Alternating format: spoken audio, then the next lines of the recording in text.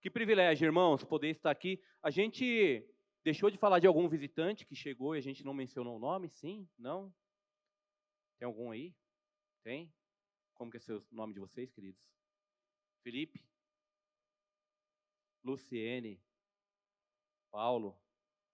Sejam muito bem-vindos à casa do Senhor. Quem mais? Como que é seu nome, querida? Como? Irlane. Fala mais alto que eu tô ficando velho aí. Irlane. É? Tá bom, glória a Deus, Irlane. Bem-vindos, queridos, à casa do Senhor. Eu não sei você, mas eu passo a semana inteira com anseio de vir, de aprender mais, de louvar, de estar aqui, de encontrar os irmãos, de ter comunhão. Como é bom, né?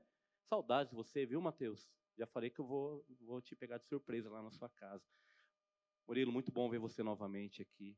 Enfim, a gente vai continuar o que a gente tem pregado. A gente, em algum tempo atrás, nós do presbitério, nós decidimos que precisávamos falar novamente do livro de Gênesis. Frente ao que tem acontecido no mundo, frente à quebra de princípios, de valores, é sempre muito bom a gente poder revisitar o que Deus coloca desde o início, sobre o papel do homem, da mulher, sobre a ordem como Ele criou as coisas, sobre a governança, como Ele espera que isso acontecesse. Se você já é velho na fé, ou tem caminhado com Cristo há um bom tempo, vai ser muito bom você poder rever esses princípios. Se você está chegando agora e começou a sua caminhada agora, também é muito bom já começar sabendo exatamente o que Deus tem para vocês. E a gente vai ler o texto de Gênesis, que está lá no capítulo 3. Abram a Bíblia de vocês, por favor. Gênesis 3, nós vamos ler do 1 ao 13. Gênesis 3, do 1 ao 13. Enquanto vocês abrem, novamente eu falo que é um privilégio, uma honra estar aqui. Ontem foi meu aniversário, 44 anos, e eu recebi de presente essa palavra. E de fato é um presente, porque quando a gente está aqui pregando, a palavra fala primeiro conosco, fala primeiro ao nosso coração, e a gente também é transformado. Deus fala conosco. Espero que o Espírito Santo fale com cada um de vocês e gere a transformação, assim como tem feito na minha. Amém? Encontrar a palavra? Vamos ficar de pé para ler a palavra santa do Senhor, em nome de Jesus. A versão que a gente utiliza aqui é a NVT, tá? Diz assim a palavra de Deus, versículo 1. A serpente era o mais astuto de todos os animais selvagens que o Senhor Deus havia criado. Certa vez ela perguntou à mulher: Deus realmente disse que vocês não devem comer do fruto de nenhuma das árvores do jardim? Podemos comer do fruto das árvores do jardim, respondeu a mulher. É só do fruto da árvore que está no meio do jardim que não podemos comer. Deus disse: não comam e nem sequer toquem no fruto daquela árvore. Se o fizerem, morrerão. É claro que vocês não morrerão, a serpente respondeu à mulher. Deus sabe que no momento em que vocês comerem do fruto, seus olhos se abrirão e, como Deus, conhecerão o bem e o mal. A mulher viu que a árvore era linda e que seu fruto parecia delicioso e desejou a sabedoria que lhe daria. Assim tomou do fruto e o comeu. Depois deu ao marido que estava com ela e ele também comeu. Naquele momento, seus olhos se abriram e eles perceberam que estavam nus. Por isso, costuraram folhas de figueira umas às outras para se cobrirem. Quando soprava a brisa do entardecer, o homem e sua mulher ouviram o Senhor Deus caminhando pelo jardim e se esconderam dele entre as árvores. Então o Senhor Deus chamou o homem e perguntou: onde você está? Ele respondeu: ouvi que estava andando pelo jardim e me escondi. Tive medo, pois estava nu. Quem lhe disse que você estava nu? Perguntou Deus. Você comeu do fruto da árvore que eu lhe ordenei que não comesse? O homem respondeu: foi a mulher que me deste. Ela ofereceu do fruto e eu comi. Então o Senhor Deus perguntou à mulher: o que foi que você fez? A serpente me enganou, respondeu a mulher. Foi por isso que eu comi do fruto. Oremos. Pai, em nome de Jesus, a tua palavra, ela foi lida. Nós sabemos que ela é viva, que ela é eficaz, e nós sabemos que ela gera vida, que gera transformação. Pai, em nome de Jesus, eu peço que o Senhor tenha misericórdia da minha vida e que não saia nenhuma palavra da minha boca que não seja para edificar o teu povo, Pai. Que a tua palavra ela encontre corações ansiosos, Pai, por transformação, que ela encontre corações de carne, que ela entre nos corações e gere vida, vida em abundância. Espírito Santo de Deus, visita cada um aqui e repreende em nome de Jesus todo mal, toda distração, tudo que tem impedido os homens, as mulheres, o povo de Deus a escutar e obedecer a tua palavra, seja quebrada agora, em nome de Jesus. Amém? Podem se assentar, queridos. O texto que a gente acabou de ler, não posso movimentar muito aqui. O texto que a gente acabou de ler, com certeza, é um dos textos mais importantes da Bíblia. Com certeza. Porque é por meio dele que a gente vai conseguir entender muitas coisas, a gente vai conseguir compreender, vai conseguir explicar a origem de toda a maldade humana e do sofrimento que permeia o mundo. É por meio desse texto também que a gente vai entender a experiência da dor, do sofrimento, de doenças, de tudo que a gente vive. E também da realidade que vai acometer a todos nós um dia, que é a realidade da morte. Aliás, falando em morte, vocês já pararam para pensar por que a morte é tão difícil para nós de ser aceita? Mesmo para aqueles irmãos, para aqueles entes queridos, ou para aquelas pessoas que a gente sabe que tiveram um encontro verdadeiro com Cristo, e sabemos que agora eles estão na eternidade com Cristo. Por que é tão difícil? Por que é tão difícil a gente compreender e aceitar a morte? Porque a gente não foi criado para isso. A gente foi criado para a eternidade. A gente foi criado para viver com Deus. Mas em algum momento o pecado entra e este relacionamento, esta verdade, ela é distorcida. Veja, quando Adão pecou, o pecado entrou no mundo e com ele a morte que se estendeu a todos, porque todos pecaram. Foi um dos versículos que a gente leu aqui, está em Romanos 5:12. Semana passada o pastor Antônio falou de Gênesis 2.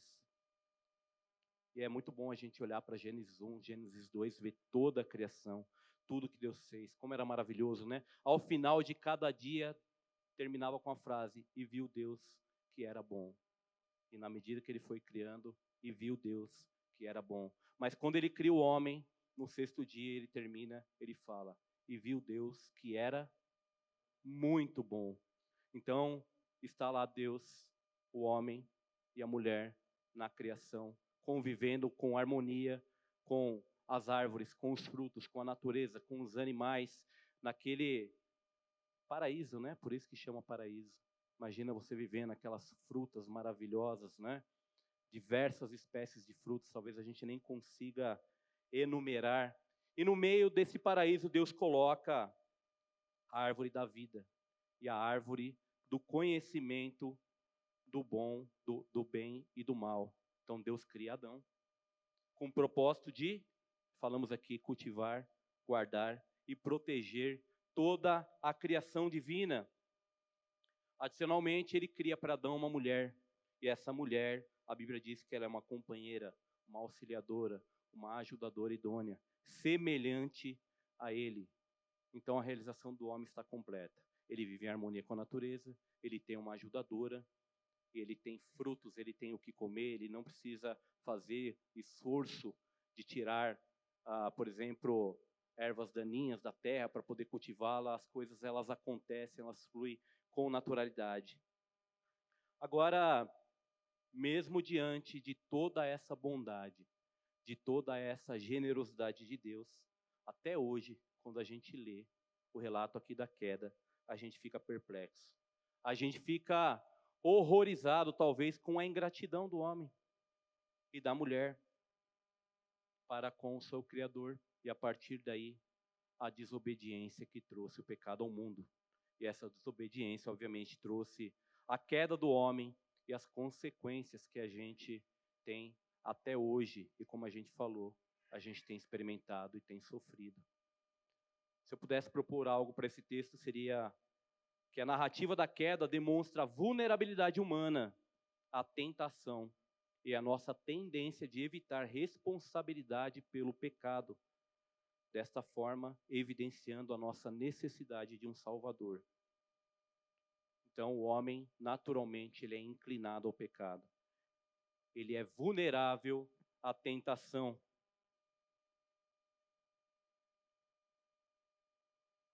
Porque essa tentação, ela pode ou não dar origem ao pecado. E o pecado pode se materializar. Amém? Baseado nisso, eu queria destacar 3 temas para esse texto. O primeiro vai falar da tentação, depois vai falar da queda do homem, e depois a gente vai falar do confronto que Deus teve ao encontrar o homem e a mulher. O primeiro ponto da tentação compreende ali de Gênesis 3, de 1 a 5. Eu vou ler novamente, vai falar que a serpente era o mais astuto de todos os animais selvagens que o Senhor Deus havia criado. Certa vez ela perguntou à mulher: Deus realmente disse que vocês não devem comer do fruto de nenhuma das árvores do jardim? Foi isso que Deus disse? Que ela não deve comer de nenhum dos frutos da árvore do jardim? Veja, a serpente era descrita como astuta, e ela inicia essa tentação questionando a palavra de Deus, inserindo meias verdades. Deus realmente disse que vocês não devem comer do fruto de nenhuma das árvores do jardim? A serpente naquela época não era essa serpente que a gente conhece hoje em dia. Essa serpente que rasteja, né, que é consequência do próprio pecado, consequência da penalidade que Deus aplicou à serpente por ter tentado a mulher. Então ela era um animal diferente desse que a gente vê hoje, tá? Não era esse ser rastejante. Não me pergunte como era a serpente, porque não existe esse relato na Bíblia. O fato é que era um ser diferente. E a Bíblia diz que ela era um animal mais astuto dentre todos os animais selvagens. Agora, olha que interessante. Era impossível para Deus fazer um animal falar ou não? Deus já tinha criado os céus, a terra e tudo que nele existia. Então, ele poderia fazer o animal falar também, sim ou não? Isso para Deus era impossível, um Deus criador de todas as coisas? Agora, se a gente pensar racionalmente, os únicos animais racionais com poder de fala, com poder de comunicação, com habilidade de argumentação, era o homem e a mulher. Aqui já tem algo estranho, porque a serpente se apresenta para a mulher não somente falando, mas também com poder de argumentação, com poder de persuasão. Espera aí, que bicho é esse que vem aqui falar comigo e que conhece a palavra de Deus? Por algum motivo ela estava lá quando Deus deu essa ordem ao homem e à mulher, ela ouviu. E aqui ele está tentando deturpar o que Deus havia falado. Por que a mulher será que não percebe isso? E aqui eu não vou entrar nas características do homem, da mulher, nem nenhuma fala machista do porquê isso, porquê aquilo, porquê que foi a mulher e não foi o homem. Mas o fato é, existia algo estranho aí. Existia algo estranho, tinha um ser falante, um ser argumentando, um ser expondo a palavra de Deus ainda com meias verdades. Por que será que a mulher, ela não percebe isso? E ao não perceber isso e começar a dialogar com a serpente, ela abre margem para a tentação. Ela abre margem para o pecado que viria a seguir. Esse questionamento que a serpente fez a Eva é uma estratégia para semear dúvida e desconfiança. Deus realmente disse que vocês não podem comer de nenhuma das árvores do jardim. A serpente distorce a ordem de Deus. E nesse momento, talvez, na mente da Eva, ela começa a questionar a bondade divina. Ela começa a ter dúvidas sobre o que realmente Deus falou, o que era para ser feito e o que não era para ser feito. E veja, este é um padrão que se repete até hoje. O inimigo das nossas almas, ele não é criativo. Até hoje ele age da mesma forma, sugestionando, colocando meias verdades, colocando uma vírgula no lugar onde não era para ser colocado, distorcendo às vezes a percepção da realidade que você tem. Lá em 2 Coríntios 11:3, diz o seguinte: no entanto, Paulo falando aos Coríntios, no entanto, temo que sua devoção pura e completa a Cristo seja corrompida de algum modo, como Eva foi enganada pela astúcia da serpente lá atrás. E aí a mulher continua, então o diálogo continua, e a mulher responde à serpente: podemos comer do fruto das árvores do jardim? Respondeu a mulher: é só do fruto da árvore que está no meio do jardim que não podemos comer. Deus disse: não comam e nem sequer toquem do fruto daquela árvore. Se o fizerem, morrerão. Olha que interessante. Aqui a mulher não só dá ouvidos à serpente, como ela também acrescenta um detalhe que não existia antes. Talvez no ato dela ser zelosa, de proteger, de defender a palavra, aquilo que Deus tinha lhe ordenado, ela comete um segundo deslize. O primeiro foi de dar ouvidos à serpente. O segundo de acrescentar à palavra algo que Deus não havia dito. E em nenhum momento Deus disse para ela que ela não poderia tocar no fruto. Deus falou que ela não poderia comer do fruto. Ela poderia olhar, ela poderia tocar, mas ela não poderia comer do fruto. E nesse momento, as coisas começam a descarrilhar. Olha o que diz lá exatamente sobre esta passagem. Gênesis 2,15 fala o seguinte: Senhor Deus colocou o homem no jardim do Éden para cultivá-lo e tomar conta dele. Mas o Senhor Deus lhe ordenou: coma à vontade dos frutos de todas as árvores do jardim, exceto da árvore do conhecimento do bem e do mal. Deus fala alguma coisa aqui sobre tocar no fruto, sim ou não?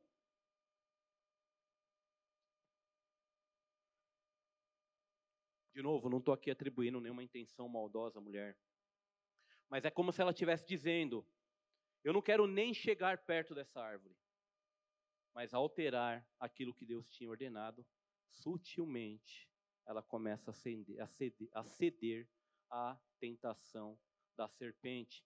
E aí a serpente ela vai continuar o diálogo, ela responde de forma ainda mais direta. Ela responde de forma incisiva à mulher. É claro que vocês não morrerão, versículo 4. Nesse ponto a conversa já tinha ido longe demais. Longe demais. Porque aqui a serpente agora adotou uma estratégia. E na estratégia dela, uma afirmação muito forte, muito dura e muito direta. É claro que vocês não morrerão. Queria fazer uma pausa rápida aqui, para a gente entender que essas estratégias, como eu falei, Satanás usou lá atrás, usando a serpente, mas ele também usa até hoje na minha e na sua vida, e por isso a gente precisa ficar atentos. Primeiro, quando a gente pensa a respeito disso, Satanás mente. Ele é o pai da mentira. Lá em João 8,44 diz o seguinte: jamais se firmou na verdade, porque nele não há verdade. Veja, a gente está lidando com a essência do maligno, o pai da mentira e do engano. Então esse é o papel de Satanás. Aliás, é o único atributo na Bíblia que foi atribuído a Satanás. Ele é o pai da mentira. É o único atributo. Segundo, Satanás cega a mente dos incrédulos. Ele não somente fala mentiras, mas ele também nos impede de ver o tesouro do Evangelho. Ele oferece coisas que não necessariamente o Evangelho vai te dar, os prazeres do mundo, e cega e dizia muitos por conta disso. Ele se esconde atrás de uma fantasia de luz e justiça. O próprio Satanás se transforma em anjo de luz para enganar as pessoas e conseguir o que ele quer. A gente tem que estar atento. E por último, Satanás tenta as pessoas a pecar. Foi o que ele fez com Jesus no deserto. Então Jesus ele estava 40 dias no deserto, em jejum, em oração com fome. Esse relato está lá em Mateus 4. Então Satanás aparece para Jesus. Na verdade, Jesus foi levado ao deserto pelo Espírito Santo. E Satanás, nesse momento, se apresenta a Jesus. Sabendo que ele estava com fome, ele chega para Jesus e fala: você não está com fome? Pega essas pedras aí, transforma em pão para que você coma e mate a sua fome. O que Jesus responde? Nem só de pão viverá o homem, mas de toda palavra que sai da boca do Senhor. Então Jesus, ao contrário do que está acontecendo aqui, ele responde com a palavra. Depois Satanás continua investida, né? Não se deu por satisfeito e continua investida. Leva ele para cima do templo e fala: se você é mesmo filho de Deus, se jogue daqui e ordene para que os anjos eles te segurem, eles te carreguem. O que Jesus responde? Não tentará o seu Deus, não colocará o Senhor, seu Deus, à prova. Responde novamente com a palavra. Depois Jesus leva ele para cima do monte e fala: olha tudo isso daqui, é tudo que eu tenho para te oferecer, riqueza, o mundo. Eu vou te dar tudo isso se simplesmente você se prostrar e me adorar. O que Jesus responde? A Bíblia diz, novamente, está escrito: amarás somente o seu Deus, servirá somente ao seu Senhor único. Então Jesus com conhecimento da palavra, com posicionamento. Ele não deixa essas sugestões de Satanás entrar na sua mente, entrarem no seu coração. Foi o mesmo que ele fez com Judas, quando, nas últimas horas de vida de Jesus, só que nesse caso ele foi bem sucedido, sim ou não? Qual que é a diferença aqui? Qual que foi a diferença? Jesus era Jesus. Ele era Deus, sim, mas ele era humano também. Ele passou por dores, passou por provações, ele foi tentado. Assim como hoje eu e você somos, ele foi tentado. A diferença é que ele conhecia a palavra. Ele não deixava as sugestões entrarem na sua mente e nem no seu coração. E quando isso chegava, ele respondia prontamente com a palavra. A palavra está escrito isso. Não tem essa vírgula. Não tem esse, não vou nem tocar. Não existe. É assim que a gente vai resistir aqui às artimanhas de Satanás. Amém? Voltando ao texto aqui, onde a serpente afirma que a mulher certamente, afirma a mulher que certamente eles não morreriam ao comer do fruto proibido, é como se a serpente estivesse dizendo: ei, eu sei o que eu estou falando, para de escutar Deus. Eu sei que se você comer não vai acontecer nada disso. Eu conheço o que é bem, eu conheço o que é o mal. Confie em mim, pode comer, não vai dar nada. Eu sei mais que Deus, pode comer. Na continuação da conversa, a serpente atribui a Deus talvez um sentimento ou uma atitude egoísta, ou seja, como esse Deus, criador de todas as coisas, te coloca aqui no meio do jardim, com todas as árvores para você comer, com tudo à sua disposição, ele vai te proibir de comer esse fruto? Não faz sentido. Deus não é esse aí. Você acha que Deus é esse Deus egoísta, esse Deus mesquinho, esse Deus que não quer compartilhar o conhecimento dele com você? Para com isso, pode comer. Pode comer. E aqui é uma meia-verdade. Essa meia-verdade, na verdade, é uma mentira completa. Não existem meias-verdades.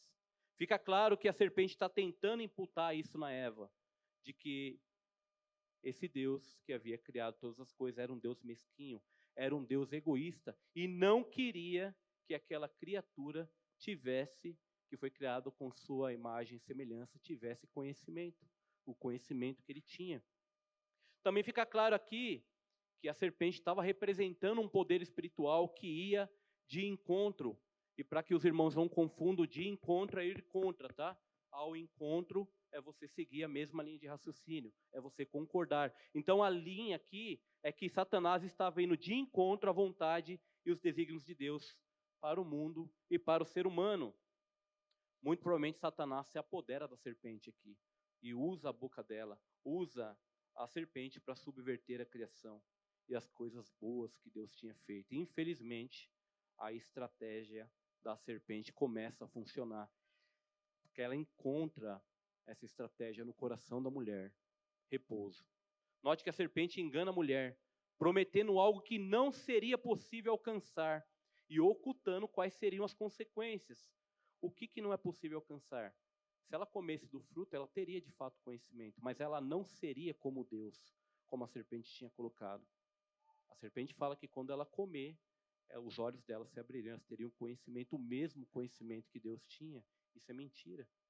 Além de ser mentira, de essa promessa não ser cumprida, ela só esqueceu de falar das consequências, né, que teria se comesse. Só que nesse momento, a mulher que talvez já tinha passado por aquela árvore várias vezes, já tinha olhado, e aí provavelmente ela olhava com um olhar de repulsa, né? Falei, com zelo, com cuidado, dessa daqui eu não vou comer, não vou mexer, deixa esse negócio longe daqui. Agora ela olha diferente para a árvore. Agora ela começa a enxergar aquele fruto com outros olhos. Agora ela começa a desejar aquele fruto. É isso que precede a queda. Agora ela tem a mente deturpada por Satanás, pela serpente, e ela começa a ver aquilo com outros olhos. E aqui a gente já está falando, entrando especificamente de como ocorreu a queda. Está lá em Gênesis 3, versículos 6 a 8. A mulher viu que a árvore era linda e que seu fruto parecia delicioso, e desejou a sabedoria que lhe daria. Tomou do fruto e o comeu. Depois deu ao seu marido, entre vírgulas, que estava com ela, e ele também comeu. Olha, essa passagem ela reflete o que eu chamo da tríplice natureza da tentação. a concupiscência ou cobiça da carne, dos olhos e a soberba da vida. A tríplice natureza da tentação. 1 João 2,16 diz o seguinte: porque o mundo oferece apenas o desejo intenso por prazer físico, o desejo intenso por tudo o que vemos e o orgulho de nossas realizações e bens. É o que está dizendo a palavra lá em 1 João 2,16. Eva sucumbiu a todas essas tentações, então ela cedeu. Ela desejou por si mesma ter o conhecimento do bem e do mal, ser igual a Deus. E ela come do fruto. O pecado, ele começa no coração, queridos, quando a gente começa a questionar a dúvida, começa a questionar, começa a ter dúvidas sobre a bondade, sobre a autoridade de Deus, sobre quem Deus é. Lá em Tiago 1, 14 a 15 diz o seguinte: a tentação, ela vem dos nossos próprios desejos. Da onde vem a tentação? Dos nossos próprios desejos, que nos seduzem e nos arrastam. Esses desejos dão a luz ao pecado, e quando o pecado se desenvolve plenamente, gera a morte. Cada um é tentado pelos seus próprios desejos, pela sua própria carne, pela sua própria natureza. O inimigo, ele anda ao nosso derredor. Ele conhece quais são as suas vulnerabilidades, ele conhece quais são as suas fraquezas, e é exatamente aí que ele vai te tentar. É exatamente aí. Ele conhece a experiência que você teve na sua casa, a experiência com seus pais, com seus avós. E eu não estou falando aqui de maldição hereditária, tá? A gente acredita que quando Cristo morreu na cruz, ele levou sobre si todas as nossas maldições, todos os nossos pecados. Mas ele sabe que se você teve um pai alcoólatra, provavelmente você vai estar inclinado ao alcoolismo. Então, provavelmente ele vai te tentar nessa mesma área. E aí chega o versículo 6, que talvez seja o mais terrível de toda a história, de toda a Bíblia. A mulher viu que a árvore era linda, que seu fruto parecia delicioso, desejou a sabedoria, que este fruto lhe daria. Assim tomou do fruto e o comeu. Depois deu ao seu marido, que estava com ela, e também o comeu. Eu quero novamente chamar a atenção aqui ao fato de que o marido estava com ela. Nesse momento, o marido estava com ela.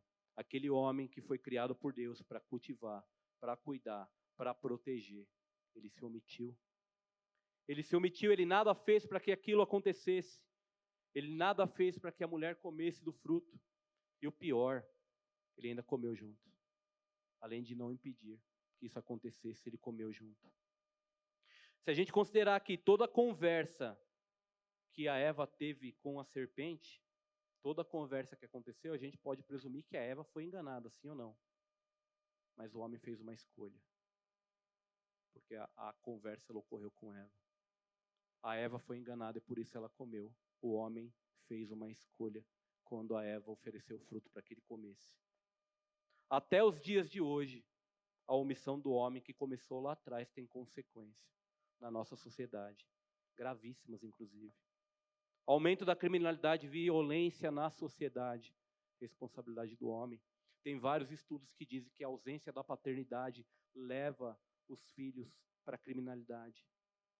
Responsabilidade do homem. Erosão dos valores familiares tradicionais. Crescimento do secularismo e declínio da influência cristã no mundo. Pelo contrário, o mundo está entrando dentro das igrejas. Em vez do homem ser sal e luz lá fora, ele está sendo influenciado pelo mundo. Aumento nas taxas de divórcio, famílias desestruturadas. Infelizmente, queridos, a taxa de divórcio dentro da igreja é o mesmo que acontece no mundo. Para cada 2 casamentos, um casal se divorcia. É o mesmo. A gente conseguiu igualar o que acontece no mundo em termos de casamento. Tem gente que fala assim, eu casei errado. Já ouviram isso ou não? Só fazendo uma pausa aqui, porque eu lembrei.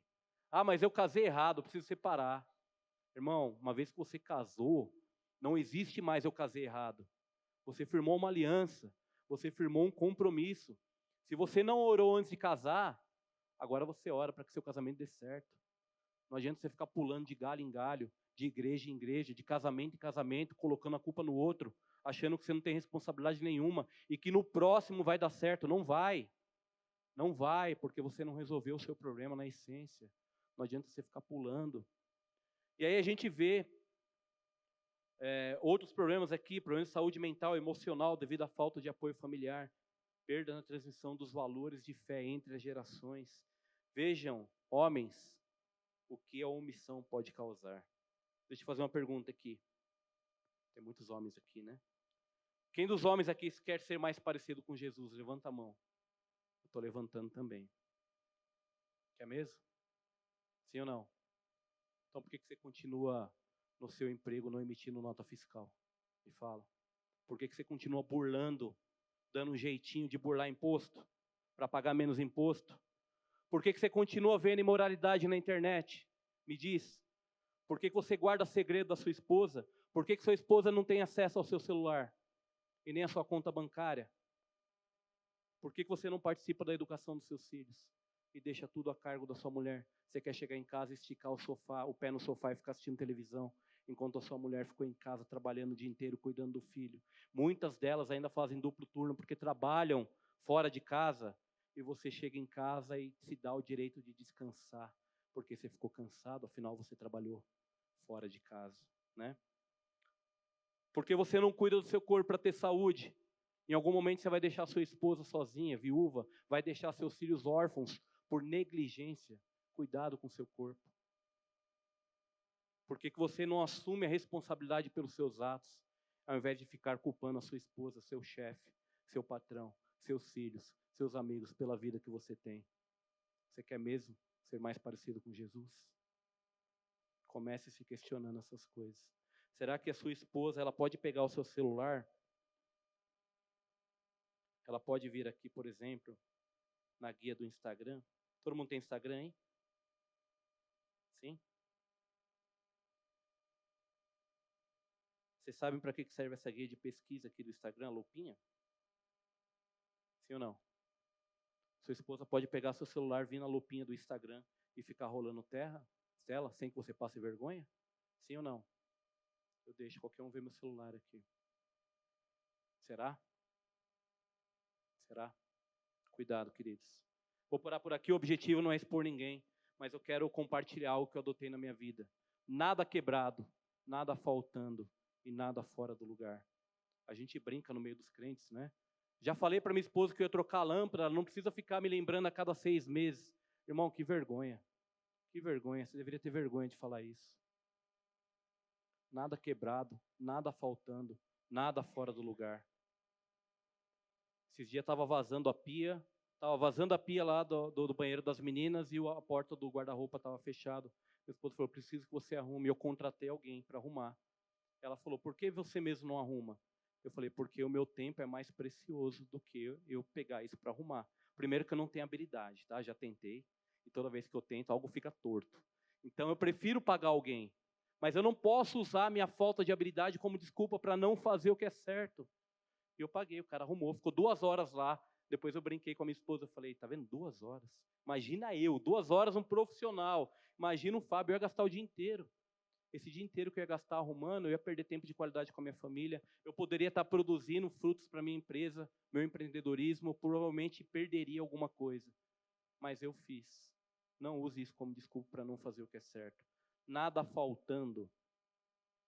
Nada faltando é não deixar nada faltar na sua casa em termos emocionais, espirituais e financeiro. Infelizmente, a gente vê um monte de homem reclamando que não tem emprego e por isso não consegue sustentar sua família. Deixa eu te falar uma coisa. Talvez já tenha falado isso aqui. Mas você já viu uma mulher solteira com 2 filhos deixar faltar algo em casa? Já viu ou não? Essa mulher ela vai fazer faxina, ela vende brigadeiro, ela vende coxinha. À noite ela vai inventar alguma coisa para não deixar faltar nada em casa. Homem, qual que é a sua desculpa? Qual que é a sua desculpa? Vai se capacitar, vai estudar, para de ficar rolando tela. Vai buscar o sustento dado por Deus para você ser o provedor da sua família. Amém? Queridos, se ficarem com raiva de mim, a gente pode conversar na salinha pastoral depois também, não tem problema nenhum. Podem fazer fila. Voltando ao texto aqui, vou parar por aqui. Voltando ao texto, é nesse momento que o homem quebra a aliança que ele fez com Deus. E o ato pecaminoso se consolida, representando o pior ato já praticado na história, com consequências que a gente colhe até o dia de hoje. O que era somente desejo e tentação se torna em materialização do pecado. Nesse momento caem, o homem e a mulher caem do estado de inocência, caem do estado de pureza que foram criados. Sua natureza santa foi poluída. Todas as suas faculdades mentais e emocionais agora foram atingidas pelo pecado. E aqueles iniciam a sua jornada de morte, marcada pela dor, por sofrimento, por doença. A todos os seus descendentes agora nós estamos destinados à morte. Como consequência dos seus atos, eles perceberam imediatamente que estavam nus e se envergonharam. Olha lá o que diz o versículo 7.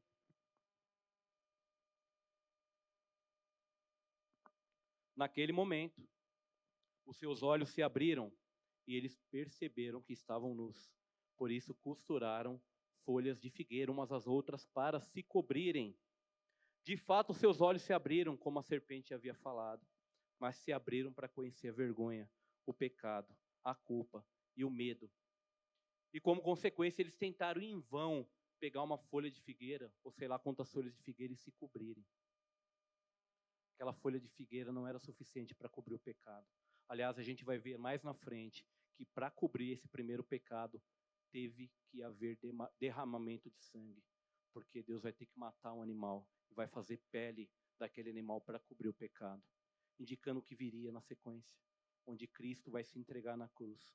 Vai haver derramamento de sangue, para que sim, aí o sangue de Cristo, ele possa nos purificar de todo o pecado. Então, uma tentativa vã, uma tentativa tola de pegar uma folha de figueira e se cobrir, tentando esconder a sua nudez. Quando o próximo passo deste acontecimento, é o que diz o versículo 8, eles tentaram se esconder de Deus. Quando soprava a brisa do entardecer, o homem e sua mulher ouviram o Senhor Deus caminhando pelo jardim e se esconderam dentre as árvores. Esse comportamento do pecado, ele acontece até os dias de hoje. Culpa, você peca, você sente culpa, você sente vergonha, você sente medo de Deus e você se esconde. Culpa, vergonha, medo e você se esconde. Se vocês perceberem que tem um irmão aqui não frequentando a igreja há muito tempo, ele está provavelmente envolto em um grande problema, ou um grande pecado, porque é isso que a gente faz quando a gente está com problema. A gente se esconde de Deus, a gente não quer falar, a gente não quer que o irmão saiba do nosso pecado, e a gente vai se afastando de Deus cada vez mais. E um abismo leva a outro abismo, e quando você percebe, você já está muito longe de Deus. E aí, quando Deus vai confrontar Adão e Eva sobre o ocorrido, que está nos versos 9 a 13, a gente vai ler já, Deus faz o caminho inverso do que aconteceu. Então a serpente, ela fala com a Eva com Adão. Agora Deus faz o caminho inverso. Deus vai confrontar quem? O homem. Ele vai questionar primeiro o homem, depois a mulher e por último a serpente. Porque Adão era o responsável. E Deus vai cobrar primeiramente dele. Olha o que está escrito. Então o Senhor Deus chamou o homem e perguntou: onde você está? Obviamente que é uma pergunta retórica, né? Deus sabia onde o homem estava, sim ou não? Deus sabia o que tinha acontecido. Na verdade, eu entendo aqui que Deus estava dando uma oportunidade. Uma oportunidade para Adão se arrepender. Senão não teria feito essa pergunta. Adão, onde você está? Adão, o que você fez? Dando oportunidade dele corrigir a rota. Aconteceu algo semelhante quando Caim matou Abel. Lá em Gênesis 4:7, Deus vai dizer: se você fizer o que é certo, será aceito. Mas se você não o fizer, tome cuidado. O pecado está à porta, está à sua espera e deseja controlá-lo, mas é você quem deve dominá-lo. Ou seja, novamente, Deus dando oportunidade de arrependimento e de correção da rota. Vocês já pararam para pensar o que teria acontecido se Deus se Adão se arrependesse? Se Eva se arrependesse dos seus atos? Obviamente que haveria uma consequência pelo seu pecado. Mas será que seriam as mesmas? Já pararam para pensar nisso? Quais teriam sido as consequências? O que teria acontecido se no momento que Deus questiona Adão, Adão tivesse falado: Senhor, pequei contra ti, me perdoa. Ao contrário disso, o que acontece? Adão e Eva, eles tentam justificar as suas ações, mas Deus os confronta com a verdade. A confissão, o primeiro passo para a restauração, é o que diz lá em 1 João 9. Mas se confessarmos os nossos pecados, Ele é fiel e justo para nos perdoar, para perdoar os nossos pecados e nos purificar de toda a injustiça. Voltando ao texto aqui, Adão continua com sua resposta. Ele respondeu: ouvi que estava andando pelo jardim e me escondi. Tive medo, porque eu estava nu. Quem disse que ele estava nu? Queria fazer uma ressalva aqui com relação à nudez. A nudez, como é conhecida hoje, é diferente. Ela tem, como que eu posso dizer? Ela tem uma percepção, ela tem um entendimento diferente no Oriente e no Ocidente. O Ocidente é o mundo que a gente vive. Mas lá no Oriente, a nudez ela não é vista com bons olhos. E vale lembrar que vale lembrar que Moisés, que escreveu aqui Gênesis, ele está citando essas passagens para o povo de Israel um pouquinho antes deles entrarem em Canaã, para que eles pudessem aprender, para que eles pudessem perceber o que aconteceu aqui, e para quando eles entrassem na terra prometida, eles não praticassem esse mesmo tipo de coisa. Então, a questão do Oriente aqui tem uma questão, a questão da nudez no Oriente tem uma questão aqui de tradição, de costume, que era diferente, tanto que as mulheres do Oriente, quando elas saem na rua, elas se vestem, elas cobrem o corpo, elas não deixam o seu corpo à mostra. Já aqui no Ocidente, e agora eu quero falar com vocês, mulheres, se você for no shopping ali no Flamboyant, qualquer outro shopping, domingo de tarde, de calor, você fica horrorizado, porque as mulheres, elas vão semi-nuas. O homem tem que pedir a graça e misericórdia de Deus para estar num ambiente desse. Se fosse só no shopping, estava bom, né? Mas a gente vê isso dentro da igreja. Mulher sendo pedra de tropeço, usando roupas indecentes, mostrando o seu corpo. Mulher que está de biquíni e vai tirar foto fazendo biquinho para mostrar o corpo, está ganhando like de Satanás. É isso que você está fazendo. Mostrando o seu corpo, se exibindo. Que Deus tenha misericórdia da sua vida. Agora, voltando ao texto, Deus pergunta a Adão: quem disse que você estava nu e comeu da árvore? A única forma de você saber que está nu foi porque você me desobedeceu. É a única forma. Não tem outra maneira de você saber que está nu. Quem lhe disse que você estava nu? Perguntou Deus. Você comeu do fruto da árvore que eu lhe ordenei que não comesse? Qual foi a reação do homem? A reação do homem foi a pior possível. Ele bota a culpa na mulher. Foi a mulher que o Senhor me deu. E depois bota a culpa em Deus. Foi a mulher que o Senhor me deu. Em nenhum momento ele assume as responsabilidades pelo seu ato. Ele fala: foi a mulher que o Senhor me deu. Em última instância, ele está colocando a culpa em quem? Em Deus. Em última instância. Eu estava bem aqui no jardim, né? O Senhor inventou de fazer uma mulher para mim, agora essa mulher fez eu pecar. Foi a mulher que o Senhor me deu, a culpa é sua. E aí o Senhor faz o quê? Vai ao encontro da mulher. Ele quer ter o entendimento dos fatos, da visão da mulher. E como Adão, ela repete o mesmo comportamento que Adão teve, e ela transfere a culpa para quem? Para a serpente. Foi a serpente, não fui eu não. A serpente me deu do fruto e eu comi. Então o Senhor perguntou à mulher: o que foi que você fez? A serpente me enganou, respondeu a mulher. Foi por isso que eu comi do fruto. E aqui, a morte espiritual, ela foi selada. A presença de Deus, que era para ser prazerosa, agora ela traz culpa, ela traz vergonha. A presença de Deus agora traz medo ao homem e à mulher. Trouxe separação, não só entre homem e Deus, mas também atrito entre homem e mulher. Atrito entre o casal, discussões, afastamento. Eles endureceram o coração. Nenhum deles proferiu nenhuma palavra de arrependimento. De novo, esse curso da história poderia ter sido diferente, mas eles estavam com o coração endurecido. como consequência, temos o mundo em que a gente vive hoje, que com certeza não é igual ao que foi relatado em Gênesis 1 e 2. Em alguns sentidos, continua igual. Quando a gente pensa em natureza, quando a gente pensa em aspectos físicos, geológicos, ele continua da mesma forma. Mas uma coisa interessante é que agora existe no mundo a possibilidade de desobedecer a Deus. O que antes parecia inimaginável, agora o homem e a mulher têm essa opção de desobedecer ao que Deus criou, de desobedecer aos mandamentos. E por conta disso, o pecado e as consequências do pecado, como a gente vê até hoje, definitivamente não era assim no início. Não era para ser assim. Não vou entrar no tema aqui, obviamente tem todo um plano de redenção, tem todo um plano de restauração que aponta para Cristo. A gente vai falar isso nas próximas pregações. Eu quero me atentar aqui somente à questão do pecado, da queda e desse primeiro confronto que Deus teve com o homem e com a mulher. E eu queria concluir esse sermão de algumas formas.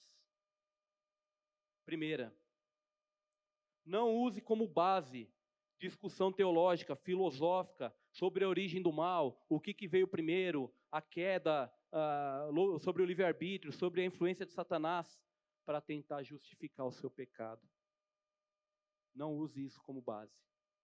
Em última instância, você é e ainda será responsabilizado por suas escolhas e por todas as consequências a partir daí.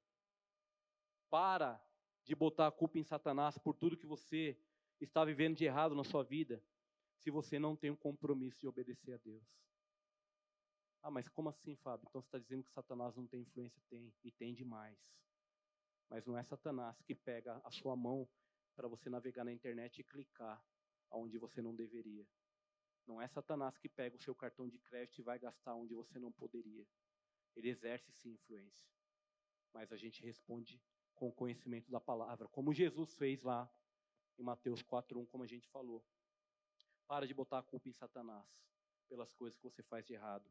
Você precisa reconhecer que o pecado não é apenas uma falha pessoal, é uma falha de caráter e uma ofensa contra a santidade de Deus. A Bíblia diz que para a gente se esforçar para ser santo, porque sem santidade ninguém verá o Senhor. O pecado faz separação entre o homem e Deus. Segundo ponto, a importância de vigiar e orar para não cairmos em tentação. Mateus 26:41. Vigiem e orem para que não cedam à tentação, pois o espírito está disposto, mas a carne é fraca. O espírito está disposto, mas a carne é fraca. Portanto, fuja não somente do pecado, mas também de qualquer tipo de coisa que pode te levar ao pecado. Sabe aquele grupinho do WhatsApp do futebol que você insiste em manter ativo com seus amigos do mundo, e vira e mexe e vem aquele videozinho que você não deveria ver? Sai daí, querido. Sai daí. A gente não fica flertando com a tentação. A gente não fica brincando com a tentação. Aliás, a Bíblia diz para a gente fugir da tentação. Fugir. Assim como José fez com a mulher de Potifar, quando ela queria agarrá-lo. O que ele fez? Ele ficou ali, não, veja bem, não é assim. Não posso fazer isso, eu vou pecar contra Deus. Ele fugiu. Ele fugiu da tentação. Porque se você ficar tentando lutar com a tentação, você vai perder. E invariavelmente você vai perder. Sabe aqueles contatos que você tem nas redes sociais? Apaga. Para de dar margem. De novo, para de ficar flertando com o pecado. Sabe aqueles seus amigos que te inspiram de forma negativa a fazer negócios que não são negócios para o reino, que vão glorificar a Deus? Para de andar, querido. Você é consequência das 5 pessoas que você mais anda. Não estou dizendo que aqueles amigos que ainda não conhecem Jesus, você tem que abandonar e nunca mais ir lá para resgatá-los. Mas você não pode estar no meio onde você é influenciado. Ou você influencia, ou você é influenciado. Não tem meio termo, não tem em cima do muro. Ou você vai levar Cristo para essas pessoas, ou essas pessoas vão fazer com que o pecado ele entre na sua vida e fique cada vez mais forte. Não existe meio termo. Não existe meio termo. Por último, vigie. Por último, se você caiu em pecado, como Adão e Eva, e agora você está se sentindo com vergonha de Deus. É simples. Se humilhe, se arrependa e volte aos caminhos do Senhor. A Bíblia diz que se a gente confessar o pecado para Deus, Ele é fiel e justo para nos perdoar, amém? Mas se a gente confessar um para os outros, a gente é curado. Preste contas. Ande com alguém mais experiente na fé do que você. Caminhe junto com as pessoas que querem te levar para mais próximo de Deus. Com quem você tem andado? O que você tem assistido? O que você tem lido? Quais são as influências positivas e negativas da sua vida? Faça essa reflexão. Tire aquelas que te afastam de Deus. Mas, novamente, se você pecou, há um caminho de volta. Porque Jesus morreu por nós. Enquanto ainda éramos pecadores, Ele morreu por mim e você. Ele nos tirou do poço de lama. Nos trouxe para uma vida onde estávamos na escuridão e agora nos trouxe para um ambiente de luz. Agora nós temos, sim, força, por meio do Espírito Santo, para vencermos as tentações, para vencermos os pecados. É o Espírito Santo que nos aperfeiçoa. A palavra diz que o poder dele se aperfeiçoa na nossa fraqueza. Para quem você tem entregado a sua vida quando você está com problema? Para onde você tem ido? Para bebida? Para pornografia? Para os esquemas ilícitos? Para onde você tem ido? Nós temos um Salvador. Como lemos aqui, Ele é fiel e justo para nos perdoar de todo pecado. Amém? Eu queria que você fechasse seus olhos onde você está agora. Começa a pensar em tudo que foi falado aqui. Começa a pedir para o Espírito Santo sondar seu coração. Se há ainda algum pecado em você, intencional, coloque para Deus. Ele é fiel e justo para te perdoar. Aquilo que aconteceu lá atrás, o pecado, essa história não termina aí. Essa história vai terminar quando a gente se encontrar com Jesus, na eternidade. E aí sim, Ele vai enxugar do nosso olho toda a lágrima, toda a dor, todo o sofrimento, tudo aquilo que a gente está vivendo hoje não vai mais existir. Ele é nosso resgatador, Ele é nosso Senhor, Ele é nosso Salvador. Não há nada impossível para Ele. Nenhuma situação que você está vivendo hoje, por mais difícil que pareça, por mais difícil.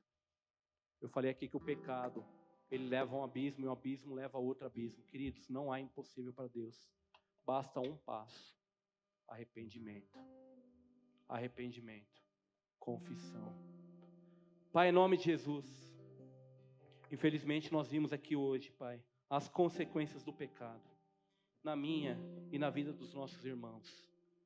E por isso que a gente experimenta de tanta dor, de tanto sofrimento, de tanta angústia, ansiedade, depressão. E Pai, nós sofremos com isso, mas ao mesmo tempo nós nos alegramos quando percebemos que nós temos o Senhor, que pode nos tirar desse poço, desse fundo de lama, e pode nos limpar, porque o Teu sangue já foi derramado na cruz, e o Teu sangue, Ele nos purifica de todo pecado. Louvado seja o Teu nome por isso, Pai. Eu peço que o Senhor agora visite cada um que está aqui, com o Teu Espírito Santo, traga arrependimento, traga confissão, traga um desejo verdadeiro no coração, Pai, de Te seguir, não só de boca, mas de ato, de pensamento, Pai.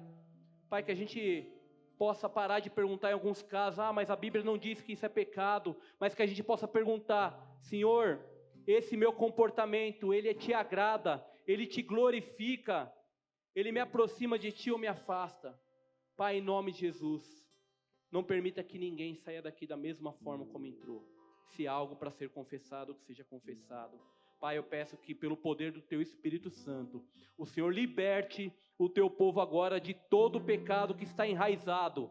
Em nome de Jesus, de todo o paradigma, de todo o sofisma que foi colocado na mente, que impede o Teu povo de ver a Tua verdade, de ver a beleza do Teu Evangelho, que foi deturpada por Satanás. Quebra isso agora, Pai. Todo jugo de escravidão, todo jugo sai agora em nome de Jesus. Pai, que nessa semana a gente possa viver para Te glorificar, que os nossos comportamentos revelem a Tua glória, a Tua bondade, quem Tu és. Faça isso na minha e na vida dos meus irmãos, em nome de Jesus.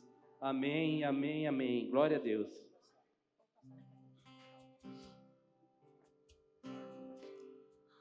Graça sobre graça recebi, e da plenitude renasci. Quando atraí